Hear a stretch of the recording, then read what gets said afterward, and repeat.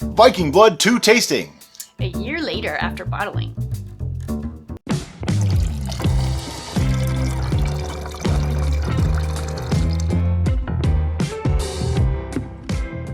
All right, so this has been aged for 1 full year, as we're starting to do more and more often.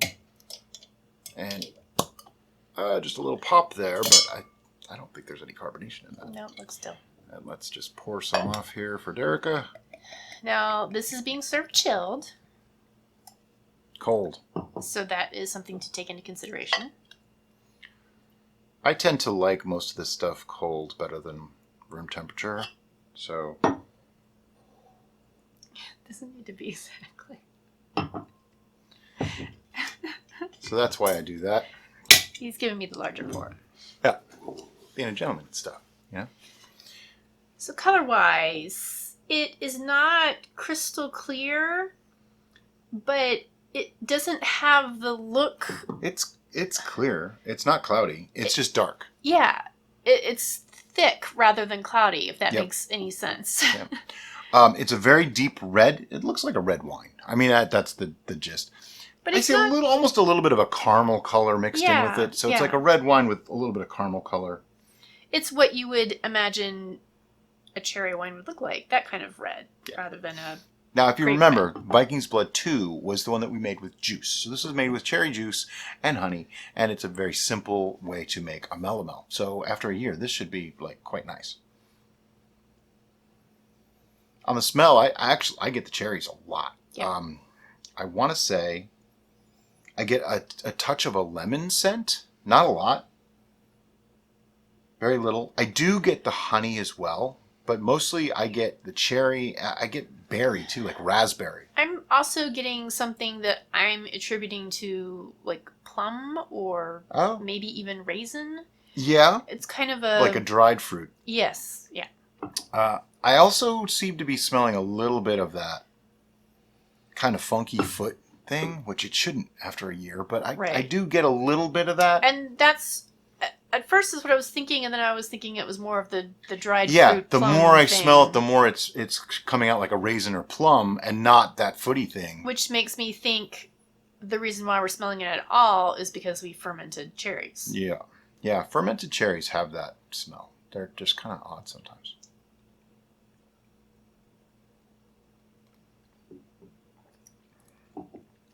First sip, I like to just take in and go right down. And my first impression, very watery. It's actually not very strong. Got a little tang to it, but it's not overly sweet. It's actually quite dry. Yep. The honey flavoring is Metz. It's not super strong in the honey, but it's not bad. This tastes more like a dry red wine than I expected. Now the second taste, I let it sit a little bit longer.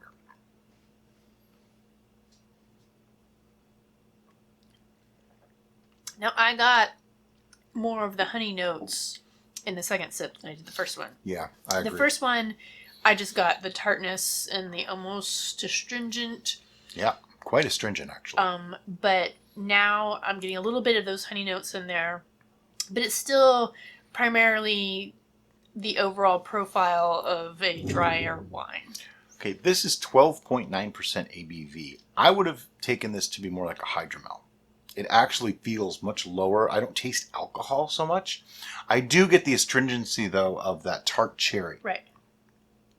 Which it's interesting. It really does taste more like a grape red wine than it does a cherry wine. Mm-hmm. Not that that's a bad thing. Just that's what it tastes like. What would you eat this with? It's not a dessert wine. This is a dinner wine. No. This, like, I could almost see this if you were doing a fancy multiple tiered meal with different courses. I could see this being served with the salad course as a palate cleanser. Oh, in yeah, because of the between. astringency. Yeah. Now, when we say that, it's not like it makes your mouth pucker like crazy, like a super dry wine. It's very cleansing. Yeah, it's crisp and clean.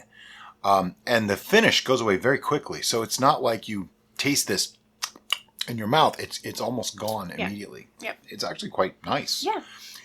This is not a wine or a mead that I would fill a mug with and sit and drink at night, though. No, this is more of a food pairing. I could see cooking with it really, really nice. Yep. Food pairing would work really, really well for this, but it's got to be the right food.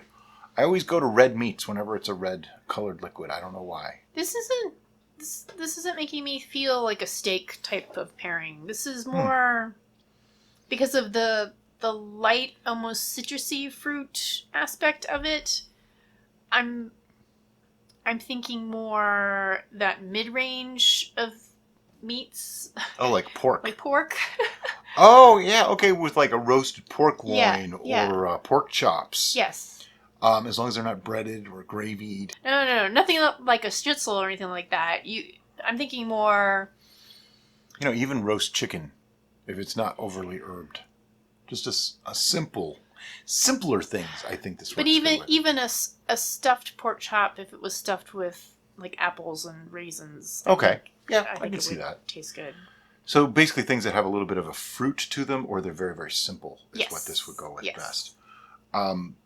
You could even pair it with a really simple dessert. Cheese. This would go good with cheese. It would go good with cheese. Like a rich, not like brie, I mean like cheddar. Yeah, like a sharp Yeah. cheese. Now I want cheese. Okay. We started doing a scoring thing with a couple of these tasting videos. I'd like to score this 1 to 10. I mean, obviously 10 is it's the most amazing thing you've ever put in your mouth. And 1 is you wouldn't serve this to your worst enemy. 1, 2, 3, go. 4. Wow. I'm going to say 5. And the reason why I did that low is because I really can't imagine drinking this on its own. Right. And See, to me, that puts it into the 7 category, though, when you can. fair enough. Maybe there's a bigger jump for me. Yeah. I don't Well, know. hey, you're allowed your own scoring system. That's the whole point. So yeah, I give it a 5. She gives it a 4. That means for me, it's like mid-range. That means I could cook with it. I could eat it with a meal, or I eat it. I can drink it with a meal, but I wouldn't really reach for this one. I think it's a little too simple. Yeah. Which is interesting. Not a lot of complexity to it. Because projection into the future, we do something different with Viking Blood. Pop, pop, pop. You weren't supposed to tell them that. That was a prediction into the future. Now they have to wait and watch and hope and... I'm just playing with you. I did a fax! I did a fax! So, basically, this is a pretty decent mead.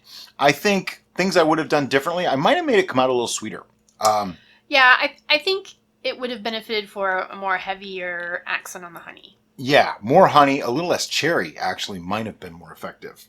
The cherry is very, very, very strong, and it's because it's a tart cherry, it's a little too astringent. But like we said, overall it's a 5 and a 4, which means it didn't suck. No, but it's just not the greatest thing ever. I will gladly drink this with some food. Good, because we have a few bottles of it. If you like this video, we have about 300 videos on wine, cider, beer, and mead making on our channel. Thank you for liking and subscribing. And as always, guys, thanks for watching. Have a great day. Bye-bye.